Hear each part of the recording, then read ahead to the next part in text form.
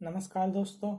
आज हम बात करेंगे एक ऐसी पतिव्रता नारी के बारे में जिसने अपने राजमहल को छोड़कर जंगल में चली गई और वहां अपने पुत्र का जीवन यापन करती है और किस प्रकार वह अपने पुत्र को वीर पुरुष बनाती है।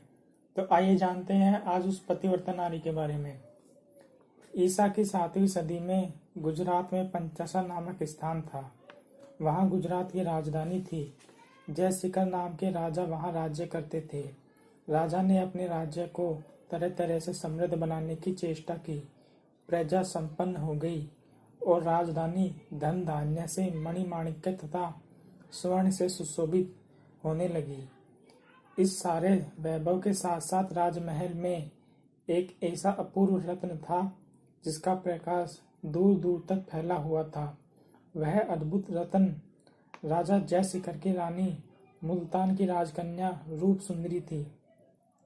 दिव्य सौंदर्य के होते हुए भी रूप सुंदरी में अभिमान नहीं था। वह विनय की मूर्ति थी।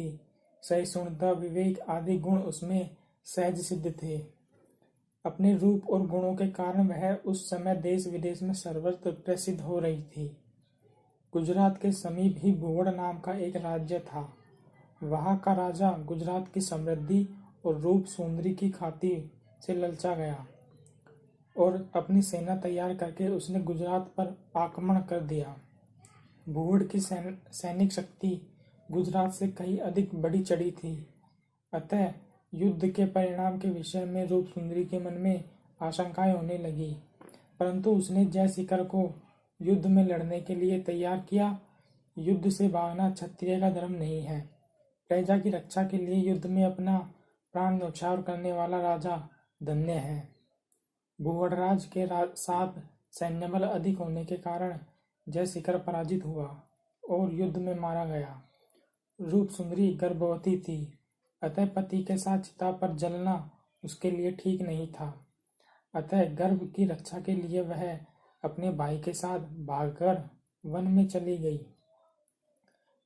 फिर भाई को तो लौटा दिया और घूमते घूमते एक निरापद स्थान में पहुंची। वहां एक गरीब भीलनी के यहाँ शरण लेकर रहने लगी और भीलनी फल फूल कंदमूल देकर उसका भरण पोषण करने लगी। वहां ही उसने एक पुत्र को जन्म दिया। वन में रहने के कारण उस बालक का नाम वनराज रखा गया। भीलनी तथा अपनी माता की वीर कथाओं के बीच राजकुमार बढ़ ही रहा था कि इतने में एक सन्यासी एक दिन उस ओर आ निकले। उन्होंने रूप सुंदरी को बच्चे के साथ अपने आश्रम में चलने के लिए कहा। रानी ने जब ठीक ठीक पहचान लिया कि सन्यासी वास्तविक परोपकारी संत है, तब उनके साथ जाने के लिए तैयार हो गई। सन्यासी के आश्रम में रूप सुंदरी और उसके बालक वनराज का जीवन बहुत सुख से बीतने लगा। वनराज बढ़कर जवान हुआ। उसे सब प्रकार की शस्त्र विद्या सिखलाई गई। रूप सुंदरी ने एक दिन भूवड़ के राजा से अपने पिता का बदला लेने के लिए उत्साहित किया। वनराज बहुत बहादुर निकला।